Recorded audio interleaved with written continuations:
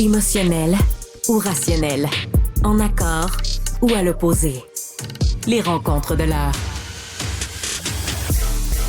Alors, c'est le spin du moment, le nouveau bonhomme 7 heures, le radical à dénoncer, l'extrémiste à fustiger, PSPP. Hein, on est passé du boy scout dont on devait se moquer, désormais à l'extrémiste terrifiant qui voudrait faire la souveraineté. Et pour parler de ce délire, à tout le moins c'est ma manière d'aborder la question, peut-être verra-t-elle les choses autrement, nous recevons évidemment notre analyste politique, Emmanuel Latraverse. Emmanuel, bonjour.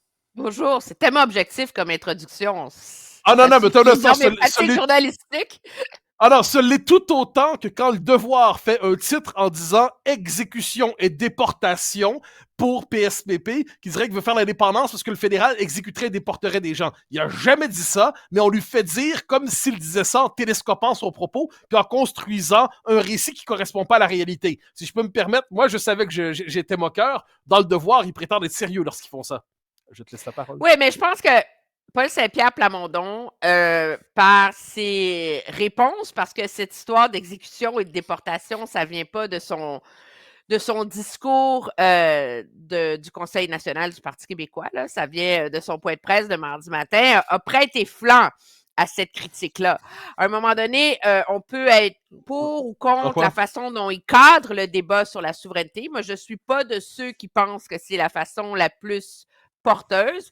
Mais à un moment donné, peut-être que pour lui, il faut faire la souveraineté en 2024 parce qu'à un autre siècle, on a exécuté les Patriotes et on a déporté les Acadiens. Mais il n'a pas dit ça. Il a dit, il ne faut pas oublier le rapport du fédéral aux francophones dans l'histoire. Alors, l'idée, mais il ne dit pas qu'on est en 1837-38. Il ne dit pas qu'on est en 1755. Non, mais il dit que le rapport et que l'objectif du fédéral est d'écraser le Québec. Pour preuve, dans les années passées, au fil de notre histoire, ce gouvernement a posé des gestes d'une violence sans nom contre les francophones, les Acadiens, les exécutions et interdire aux francophones d'aller à l'école en français. Je m'excuse, là, mais tu ne fais pas la souveraineté en 2026-27 comme il le veut, en vertu des injustices qui ont eu lieu mais il n'a pas dit ça.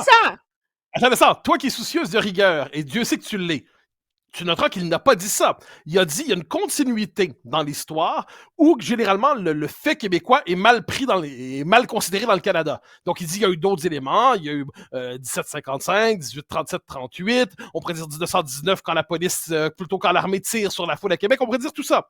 Mais là, il dit l'époque a changé, les méthodes ont changé, mais après ça, tu peux dire il y a 1982, rapatrier une constitution sans le Québec. Tu peux dire les menaces de partition après le référendum. Tu peux dire la loi C-20 qui limite le droit des Québécois à l'autodétermination. Tu peux dire l'utilisation de l'immigration pour être capable de constituer une minorité de blocage au Québec. Mais ça, c'est du présent, là. C'est du présent ou c'est pas du présent? À quel moment il commence le présent? Ben, le présent, il commence face aux politiques actuelles du gouvernement actuel et l'État actuel du Québec dans la Fédération. Mais le régime de 82, ça compte ou non? La Constitution sur laquelle on vit. Ce régime de 82, corrige-moi. T'es toujours en train de parler de la Constitution. Ton référence à la Constitution. Le fait qu'on ne l'ait pas signé, ça compte. Vas-y. Oui, ça compte. Mais c'est pas. Est-ce que c'est l'enjeu? Puis ça, il y a un débat légitime. Est-ce que le fait qu'on ne l'ait pas signé, c'est une raison pour faire la souveraineté ou c'est une raison pour essayer de changer, de faire évoluer le Canada? C'est le cœur du débat national au Québec depuis. Moi, mon argument, c'est que je trouve que quand il ressasse les vieux drames du passé, ça n'actualise pas le débat sur la souveraineté. Et la réalité, c'est que je ne vois pas le lien entre les exécutions et la déportation des Acadiens et la place du Québec dans le Canada aujourd'hui. Je veux dire, et quand il impute une volonté d'écrasement et d'asservissement du Québec au gouvernement fédéral, lui, qui est imbu de précision et de fait, tourne les coins ronds. C'est pas l'État fédéral dans son ensemble en ce moment qui piétine les droits et les aspirations nationales du Québec. C'est un gouvernement qui a l'appui de 25% des Canadiens. Alors, je m'excuse. Emmanuel, la Constitution, corrige-moi, la Constitution qui s'applique à nous, là. Juste, elle s'applique à nous. Tous les partis à Ottawa l'endossent, cette constitution-là, qui, dans les faits, a réduit les pouvoirs de l'Assemblée nationale en matière, tout ce qui touche à la culture, la langue, l'identité. Cette constitution-là, tout le monde l'endosse. Oui ou non? À moins que je me trompe, là. À Ottawa, tout le monde est d'accord avec elle. Bloc, oui, évidemment. Oui, mais tout le monde n'a pas la même interprétation de cet endossement-là. C'est là, que tu et que Paul Saint-Pierre Plamondon tournent les coins ronds. Je te corrige, si je peux me permettre, tu me dis ce que tu en penses. Ottawa veut pas, genre, il n'y a pas de docteur terreur à Ottawa qui est là en disant « Nous allons en finir avec les Québécois ». Mais est-ce qu'Ottawa préférait que... Plamondon, quand il y a une volonté d'asservissement, écoute. Oui, attendez ça. Est-ce qu'Ottawa préférerait que les Québécois se voient comme des Canadiens d'abord plutôt que comme des Québécois d'abord? Est-ce qu'Ottawa préférerait que les Québécois laissent de côté la loi 21 qui a été adoptée démocratiquement, la loi 101 est-ce qu'Ottawa a déconstruit la loi 101 depuis 1977 sans arrêt? Est-ce qu'Ottawa veut nous imposer des politiques d'immigration qui, dans les faits, déstabilisent le Québec français? Je veux dire, c'est pas un docteur terreur, mais est-ce que Ottawa préférait qu'on soit d'abord des Canadiens plutôt que des Québécois? Actuel. Oui, mais stop là. Non, on va prendre l'enjeu de l'immigration. OK? Ouais. On peut reprocher, et j'en suis, au gouvernement Trudeau, d'avoir une politique dangereuse, OK, sur la question de l'immigration. D'ailleurs, à tel point que c'est devenu un débat dans l'ensemble du Canada. Donc, on ne peut pas imputer ça au Canada. L'ensemble du Canada trouve que ce gouvernement-là est allé trop loin. Après ça, quand Paul Saint-Pierre Plamondon dit il le fait par le biais d'un bar ouvert sur les immigrants temporaires qui rentrent comme dans une grange au Québec, etc. Mais la réalité, c'est qu'il y a une partie de ce problème-là, de l'immigration au Québec, des immigrants temporaires, qui relève du propre gouvernement Legault. Alors, dans le cadre moi, du régime. Je veux bien qu'on débat. Non, mais stop. Le nombre de travailleurs de temporaires au Québec approuvé par le fédéral est passé de 120 000 à 230 000. Donc, ça a doublé. OK? Le nombre accepté par le Québec est passé de 20 à 40 à 60. Et c'est écrit noir sur blanc dans les politiques d'immigration du gouvernement Legault jusqu'à sa politique de 2024 qu'on voulait augmenter le nombre de temporaires. Donc, à un moment donné, si tu veux débattre de la souveraineté et du bien fondé de l'affaire, j'en suis. Mais tu ne peux pas imputer une volonté d'écrasement consciente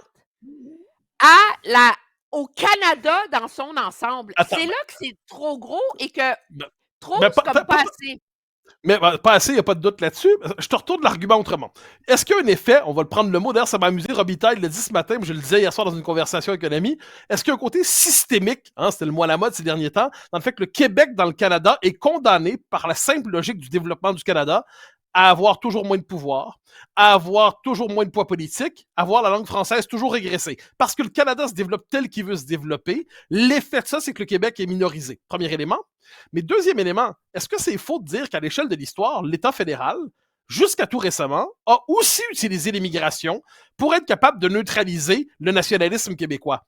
Quand, en 95, Ottawa n'a pas usé l'immigration, quand Christos Syros dit juste après le 95, l'indépendance, misez plus là-dessus, l'immigration va la rendre structurellement impossible. À un moment donné, Ottawa n'a jamais utilisé l'immigration. Le Parti libéral du Québec qui n'est pas favorable à l'immigration massive pour être capable de consolider sa base électorale, ça, c'est complètement flyé, ça n'a aucun fondement dans la réalité. Je ne te dis pas que ce n'est pas matière à débat et que ce n'est pas le fondement de l'argument pour faire la souveraineté selon les souverainistes aujourd'hui.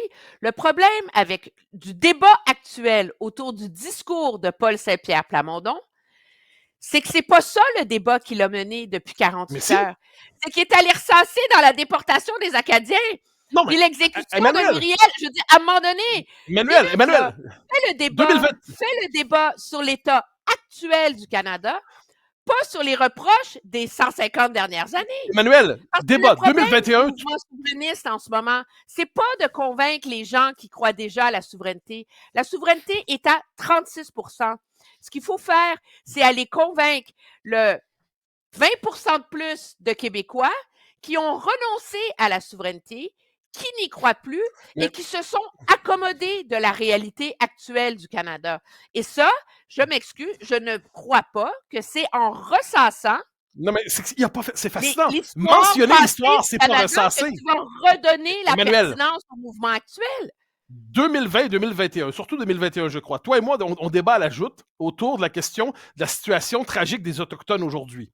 À ce que j'en sais, je ne compare pas la situation du Québec et des Autochtones. Elle est franchement différente. Mais est-ce qu'on a reproché tous ceux qui ont décidé de rappeler sans cesse l'histoire autochtone, les pensionnats, et ensuite la situation difficile, puis l'arrivée des Européens en Amérique? De mémoire, on débattait de ça et n'avait pas la même position.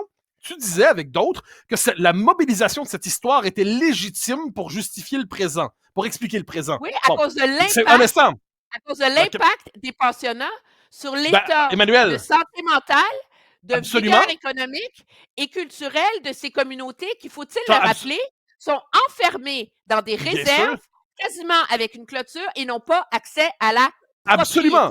Ben, exact. Mon argument n'est pas là. Moi, je dis, dans ce cas-là, c'était légitime de faire appel à l'histoire. Je compare pas les deux situations. L'une est plus tragique que l'autre. Les Québécois mais dans le cas du Québec, aujourd'hui ne souffrent pas de la déportation des Acadiens. Non, effectivement, les Acadiens. Non, time out. Si je peux me permettre, les Acadiens en souffrent encore après coup. Un peuple qui a subi une déportation dans l'histoire, il finit toujours par en souffrir encore aujourd'hui, si je peux me permettre. Deuxième élément, les Québécois souffrent-ils encore aujourd'hui, par exemple, du fait d'avoir été. Parce que si on veut jouer à l'histoire, parce que si c'est bon pour les Autochtones, si c'est bon pour les Français, puis les Britanniques, puis les Irlandais, ça doit être bon pour nous. Est-ce que notre histoire pèse sur notre présent? À quel moment certains événements qui ont une influence historique, on dit ça n'a plus d'influence sur nous? Le repatriement de la Constitution de 82, c'est une influence sur nous? Le fait qu'Ottawa ait décidé d'avoir une politique d'immigration planifiée dans les provinces anglaises pour en finir avec le fait français, ça pèse encore sur le Québec. À un moment donné, parler de l'histoire, c'est pas se réfugier dans le passé, c'est juste éclairer le présent tout en disant que le présent, c'est pas la reproduction d'hier. C'est une chose, mais ce n'est pas ce qu'a fait dans les faits Paul Saint-Pierre Plamondon. Ce débat-là est en nuance. Et quand lui, qui se targue de se baser sur les faits, d'être nuancé, de ne pas être polémiste, de vouloir y aller par le cœur et la raison, je suis navrée, mais quand il parle d'une volonté d'asservissement actuel de l'État fédéral, c'est faux. Non. OK? Je m'excuse. Attends. En ce moment, on a un gouvernement va décider pour la loi 21? Qui piétine. Attends, laisse-moi finir, s'il te plaît. OK? Vas-y. En ce moment, on a un gouvernement fédéral. Et il le dit lui-même que ce qui l'a poussé à transcender son discours habituel et à être plus vigoureux dans sa revendication, ce sont les annonces budgétaires du gouvernement Trudeau dans les 2 dernières semaines. C'est lui qui l'a dit. C'est pas moi. OK? Le problème, c'est que c'est pas l'État fédéral, l'empiètement éhonté du gouvernement Trudeau en ce moment dans les champs de compétences des provinces. C'est un parti politique en dérive. Non, dis pas que c'est fou. Je mérite davantage de respect que ça. Je n'ai pas dit fou, je dis c'est faux. La charge de l'État fédéral, elle n'est pas contre le Québec en ce moment. La charge du gouvernement Trudeau en ce moment, elle est contre le fédéralisme dans son ensemble. C'est pas la même chose. Alors, tu peux pas imputer comme une volonté d'asservir le Québec une réalité qui a des conséquences égales sur l'ensemble des provinces. Et la preuve de ça, c'est que les autres provinces canadiennes, pour la majorité, sont aussi fâchées contre le gouvernement fédéral et aussi indignées que le gouvernement du Québec en ce moment. Donc, si Justin Trudeau fait des politiques sur le logement, sur les garderies, sur tout le reste, c'est pas pour étouffer le Québec. Non, mais Emmanuel... C'est pour redéfinir le Canada comme un État unitaire. Alors, à un moment donné, alors, je l'aurais dit. L'intention est aussi importante que l'effet. Alors, tu peux dire, le Québec mérite aujourd'hui de faire la souveraineté parce que le gouvernement actuel ne croit plus à l'importance d'une fédération. C'est pas la même chose que de dire le Québec doit faire la souveraineté parce que l'État fédéral cherche à l'écraser. Tu vas me dire, toi, dans ta logique, l'effet est le même, mais en termes de raisonnement, l'un est un sophisme éhonté, l'autre est basé sur un règlement factuel, un argumentaire factuel. Non, moi, si je peux me permettre, j'ai pas dit tantôt c'est fou, j'ai dit c'est faux. Tu me permettras, je ne t'ai pas insulté, j'ai dit c'est faux. Et je pense que ce que tu as dit est faux. Et ça, c'est pas insultant. C'est pas faux. Louis Saint-Laurent, Diefenbaker, Pearson, Trudeau, Mulroney, tout ce qui a suivi, Chrétien, Je m'excuse, mais quel que soit le parti à Ottawa, la logique de centralisation s'est toujours déployée, au moins depuis la dernière guerre mondiale. On peut considérer que c'est la logique de centralisation fédérale. Trudeau l'accélère, mais il n'en est pas l'auteur. Elle est là depuis bien avant. Donc, Diefenbaker, je peux me permettre. Ah, ça, c'est trop le passé. Mulroney, c'est trop le passé, je sais pas. Stephen Harper, c'est trop le passé, je sais pas. Mais m'amener, tous les partis à Ottawa, quels qu'ils soient, ont accepté la logique de la centralisation fédérale et de la modernisation unitaire du Canada. Donc, je dis, Stephen Harper, qui était favorable, dois-je le rappeler, c'est lui qui est à l'origine de la loi C-20. La loi C-20 qui place en tutelle, avant que Dion s'en empare, le droit à l'autodétermination des Québécois. Si c'est pas de la centralisation fédérale, je sais pas c'est quoi. Donc, un moment donné, tous les partis ont fait ça. Constater que l'État canadien se construit sur le mode unitaire et traite les nationalistes québécois comme un ennemi intérieur, c'est pas faux. C'est très bien. Factuel. Alors, argumente ça, viens pas me parler de l'exécution des patriotes puis de la déportation des Acadiens. C'est là qu'il a franchi un cap dans son argumentaire. C'est juste ça que je dis. Là, tu me mets on n'a plus le droit de mentionner ça? Non, là, tu me mets dans une situation de débattre du bien fondé ou non de la souveraineté. Ce que je ne suis pas ici pour faire avec toi, c'est pas mon sujet. Je ne suis pas politicienne, je suis analyste politique. L'argument, c'est qu'on est supposé débattre du ressac exprimé en ce moment dans l'opinion publique contre la nature des propos du chef du Parti québécois.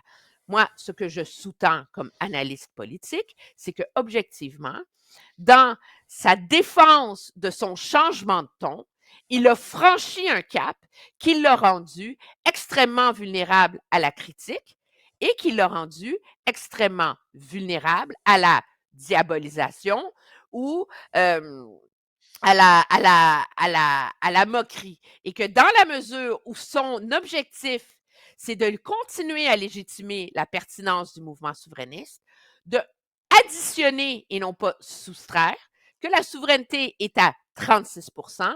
L'enjeu, je crois, et je sous-tends, ce n'est pas avec une approche qui réanime des arguments existants depuis longtemps qui va convaincre des gens qui jusqu'ici n'ont jamais été convaincus. Et c'est le défi du mouvement souverainiste à l'heure actuelle. C'est pas de dire que son argumentaire est infondé dans le rapport du Québec au Canada et dans le rapport de pouvoir du Québec à la forme du fédéralisme canadien. Ça, il y a un vrai débat à avoir là-dessus, j'en suis, mais ce n'est pas en imputant une volonté d'écrasement à l'État fédéral tel qu'il est décrit aujourd'hui qui va réussir à convaincre des gens qui jusqu'ici n'ont jamais été convaincus. C'est ça mon argument. En 15 secondes, si je te dis c'est pas l'opinion publique qui a été choquée, c'est une clique de commentateurs fédéralistes ou moqueurs qui sont incapables de prendre le nationalisme québécois au sérieux et qui généralement négligent l'histoire dans leur raisonnement politique. Il n'y a pas un peu de vrai là-dedans? Non. Ben, en tout cas, moi, je n'en suis pas. Et moi, je ne pense pas que je me qualifie comme un tel commentateur à tes yeux. J'ai pas dit ça. Je t'ai pas mis là-dedans. Mais non, mais tu décris le ressac comme étant imputable à ce type de commentateur. Oui, je pense que oui. Que je ne crois pas faire partie de ce type de commentateur. Et que moi, quand je l'ai entendu sortir les exécutions, l'éducation en français, puis la déportation des Acadiens, moi, j'ai décroché. Alors, comme on dit en bon québécois, à la prochaine chicane. Et j'ajouterai que désormais, chaque fois qu'un homme politique va mentionner l'histoire dans ses débats, je lui demanderai de se taire et de ne parler que des temps présents à la prochaine chicane. Oh mon Dieu, tu déformes les propos, là. C'est comme éhonté, là. Arrête, t'es meilleur que ça d'habitude. Je dirais l'inverse. Quoi qu'il en soit, merci infiniment. On se reparle lundi. Bye bye. Chers amis, c'était une querelle, c'était une polémique, c'était un combat. À vous de trancher qui a gagné. C'était un plaisir. On se reparle lundi.